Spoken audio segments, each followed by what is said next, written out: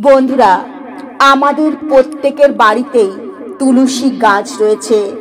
আর তুলসী গাছ হিন্দুদের কাছে পবিত্র একটি গাছ।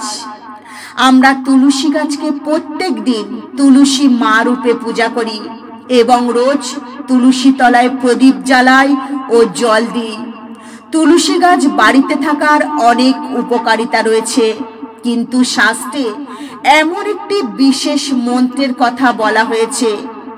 এই মন্ত্রটি যদি আমরা প্রত্যেক দিন তুলসী তলায় প্রদীপ জ্বালানোর সময় এক মনে বলতে পারি, তাহলে আমাদের পরিবারের সকল বাধা বিঘ্ন দূর হয়ে যাবে এবং ঘরে কখনো আর্থিক সমস্যা আসবে না। যদি জীবনে কোনো সমস্যা থেকেও থাকে, তাহলে সেই সমস্যাও দূর হয়ে যাবে এবং ঘর থেকে সকল নেগেটিভ এনার্জি দূর হবে। কেউ চাইলেও আপনার ও আপনার পরিবারের ওপর ক্ষতি করতে পারবে না এবং আপনার ঘরে সব সময় একটা পজিটিভ এনার্জি বিরাজমান থাকবে, যা আপনাকে সকল সমস্যা থেকে রক্ষা করবে। বন্ধুরা, কিন্তু বেশিরভাগ মানুষই তুলসীর এই শক্তিশালী মন্ত্রের কথা জানেন না। এই মন্ত্রের কথা জানেন না বলেই বাড়িতে তুলসী গাছ থাকা সত্ত্বেও সঠিক ফল লাভ করতে পারেন না। তাই আজ আমি এই ভিডিওতে আপনাদেরকে তুলসী পূজার এক অত্যন্ত শক্তিশালী মন্ত্রের কথা জানাচ্ছি। এই মন্ত্র যদি কেউ টানা 7 দিন জপ করতে পারেন, তো সেই মানুষ হাতে নাতে ফল পাবেনই পাবেন। তাহলে চলুন বন্ধুরা, দেরি না করে জেনে নেওয়া যাক সেই শক্তিশালী মন্ত্রটি, যেটি আমাদের প্রত্যেক দিন তুলসী তলায় সন্ধ্যা প্রদীপ জ্বালার সময় এক মনে 3 বার জপ করা উচিত। বন্ধুরা, ভিডিওটির মূল বিষয়ে প্রবেশ করার আগে আমার সকল বন্ধুদের কাছে অনুরোধ রইল, আপনারা যারা আমার চ্যানেলে নতুন বন্ধু রয়েছেন, চ্যানেলটিকে সাবস্ক্রাইব করে পাশে থাকার অনুরোধ রইল। আর ভিডিওটি ভালো লাগলে একটি লাইক করবেন আর কমেন্টে জয় তুলসী দেবীর জয় লিখবেন। আর ভিডিওটি ভালো লাগলে আত্মীয় প্রিয়জন বন্ধু বান্ধব সকলের কাছে শেয়ার করবেন, যাতে তারাও এই ভিডিওটি দেখে উপকৃত হন। তো বন্ধুরা, এই বিশেষ মন্ত্রটি বলবার আগে আপনাদেরকে তুলসী গাছ সম্পর্কে কিছু বিষয় জানাতে চাই, যা আপনাদের জেনে রাখা অত্যন্ত প্রয়োজন। তাহলেই কিন্তু আপনারা মন্ত্রটি সঠিক কাজে লাগাতে পারবেন এবং এই মন্ত্রটি আপনাদের উপকার দেবে।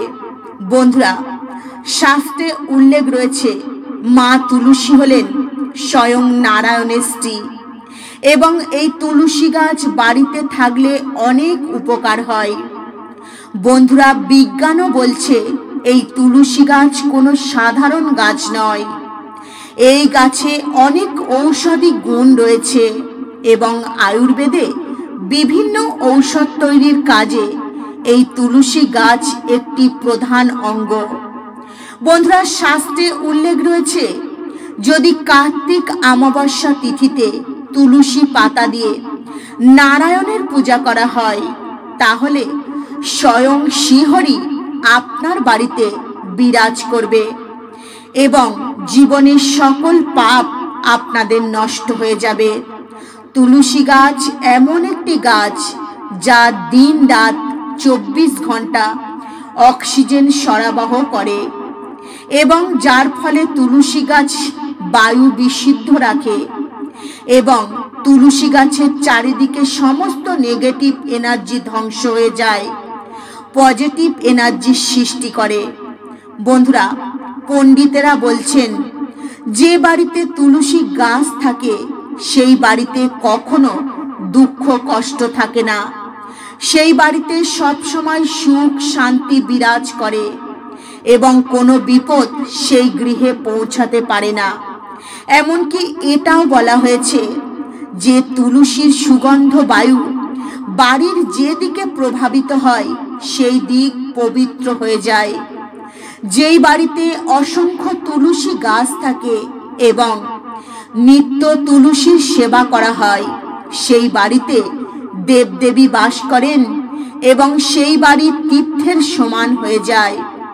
বন্ধুরা, শাস্ত্র বলছে যে নর্মদা এবং গোদাবরী নদীতে স্নানের ন্যায় পুণ্য লাভ হয় যদি তুলসীর সান্নিধ্যে থাকা যায়। এছাড়াও ডায়রিয়া, বমি, কলেরা, জ্বর, সর্দি, কাশি, মুখের আলসার প্রভৃতি রোগের ঔষধ হিসাবে তুলসী ব্যবহার করা হয়। তুলসী পাতা ব্যথানাশক হিসাবে কাজ করে, শরীরে রোগ প্রতিরোধ ক্ষমতা বৃদ্ধি করে। তাই তো তুলসী গাছকে আমাদের হিন্দু সমাজে এত প্রাধান্য দেয়া হয়েছে। কিন্তু এসবের পরেও একটা প্রশ্ন থেকে যায় যে এর সম্পূর্ণ লাভ আমরা তুলসী গাছ থেকে কখন পেতে পারি।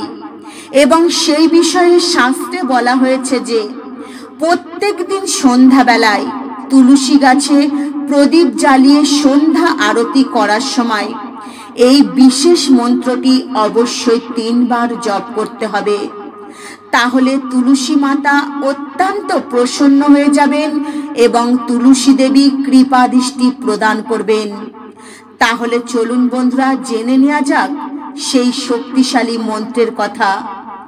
তো বন্ধুরা, অবশ্যই আপনাদের তুলসী তলায় প্রণাম করে এই মন্ত্র কিন্তু জপ করতে হবে।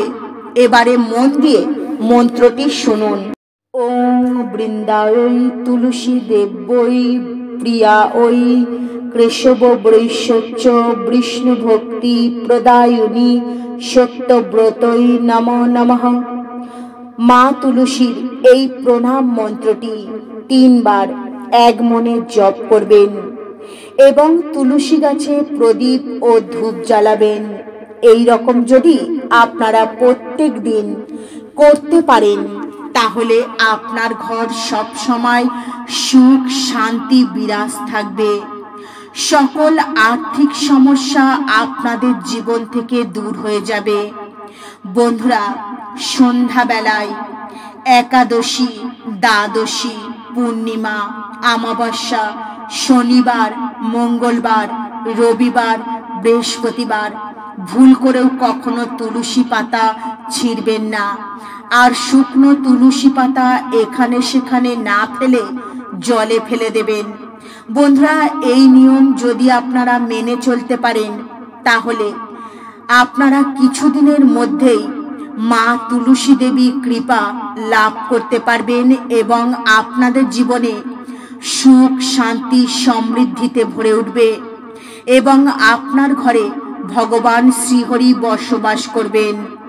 বন্ধুরা, আমার কথা আপনাদের বিশ্বাস না হলে 7 দিন এই উপায় আপনারা করে দেখুন, হাতে নাতে ফল পাবেন। মাতা তুলসী দেবীর অশেষ কৃপা দৃষ্টি আপনাদের উপর সর্বদাই বিরাজ করবে। তো বন্ধুরা, আজকের মতো ভিডিও এই পর্যন্তই। আপনারা ভালো থাকবেন, সুস্থ থাকবেন। নমস্কার, হরে কৃষ্ণা।